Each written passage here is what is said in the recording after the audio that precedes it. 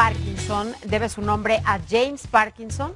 Él la describió en el año de 1817 como parálisis agitans. Vamos a conocer más sobre este padecimiento con nuestro especialista Arturo Contreras. Él es neurólogo clínico y bueno, pues nos va a aclarar todas las dudas o muchas de ellas que tenemos acerca del Parkinson. Doctor, ¿cómo está? Muy buenas tardes. Hola, buenas tardes, Adriana. Me da gusto saludarle. Igualmente. ¿Nos puede usted poner en contexto y explicar bien a bien qué es el Parkinson? Mira, como bien lo dijiste en tu introducción, fue descrito hace mucho tiempo, lo conocemos bien. Las características iniciales con la que le escribió James Parkinson, lo más llamativo era el temblor. Las características clínicas más llamativas que tiene el Parkinson es el temblor. Sin embargo, es un complejo sintomático muy extenso. Tiene características clínicas motoras y no motoras. Y todo esto se debe a una degeneración del cerebro que nos lleva a la baja producción de un neurotransmisor que es básico para la vida humana y que tiene que ver con muchas cosas como el estado de ánimo y como la coordinación motora de los pacientes. Ese neurotransmisor que se deja de producir con el tiempo se llama dopamina y es básicamente a lo que se debe la enfermedad de Parkinson, que generalmente se dice que es una enfermedad neurodegenerativa, es decir, que incrementa su incidencia con la edad. Es más frecuente después de los 60, 70 años y solo en algún pequeño porcentaje de los casos de esta enfermedad es genética y se presenta en pacientes con una menor edad, como entre los 40 y 50 años. Bien, ¿cuáles son los primeros síntomas del Parkinson, doctor? La evolución de la enfermedad de Parkinson, que como comentamos, como te comentaba, es un complejo muy extenso. En realidad, la etapa presintomática, por decirlo así, comienza 10 años antes de los síntomas motores. 10 años antes. Así es.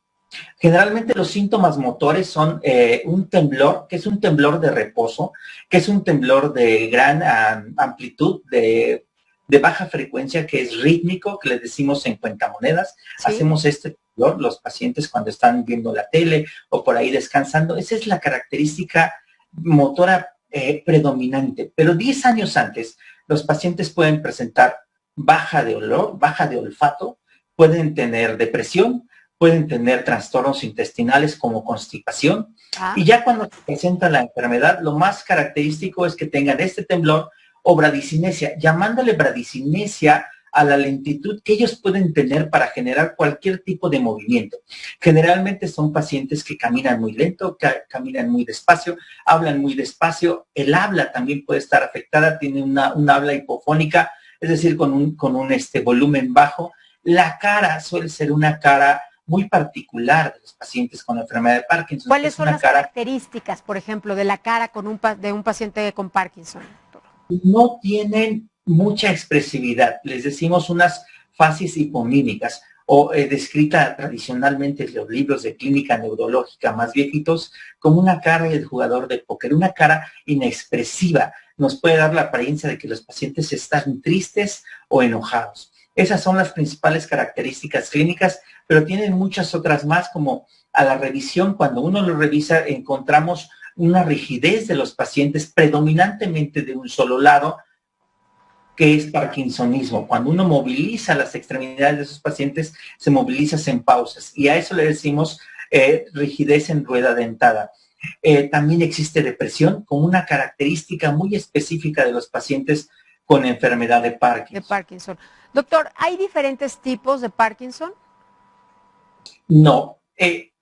A todo este complejo sintomático que dijimos, temblor, rigidez, bradicinesia, sí, podemos llamarle, cuando nos enfrentamos a ellos, al paciente con estas características clínicas, la impresión inicial que se les da al paciente es de enfermedad, de un parkinsonismo clínico. Así iniciamos el diagnóstico de enfermedad de Parkinson, como un parkinsonismo, y hay algunas otras enfermedades que se presentan como parkinsonismos atípicos, que no son enfermedades de Parkinson, pero tienen algunas otras variantes agregadas de la enfermedad.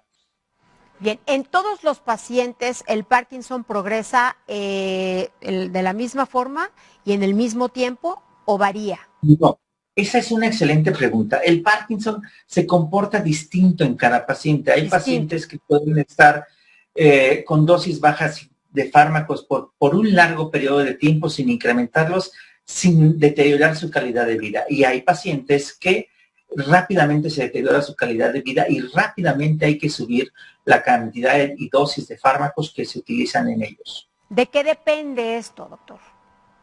No hay un estudio pronóstico que nos pueda ayudar a decir cómo se va a comportar la enfermedad de Parkinson en cada paciente. Nos podemos ayudar con algunos estudios como el PET, que es una tomografía por emisión de positrones, pero realmente los que nos dicen la verdad en cuanto a la evolución de la enfermedad solo es la clínica, las revisiones constantes por los médicos y la genética de cada paciente en realidad. Bien, ¿cuánto tiempo dura esta enfermedad y cuál es el mejor tratamiento o el más adecuado para el Parkinson? La duración es variable. Hay pacientes que se diagnostican a los 40, 50 años, pacientes que se diagnostican a los 60, 70 años y puede durar 20, 30 años. Es muy variable en cada paciente. Siempre recordar que el mejor tratamiento para cada paciente con enfermedad de Parkinson es individualizado. Cada paciente y sus características, necesidades y estilo de vida determinan el tratamiento. Generalmente, obviamente esta enfermedad es por ausencia de dopamina. El mejor tratamiento posible en los años 70 era la dopamina, que es levodopa, y se les daban cantidades fraccionadas de levodopa.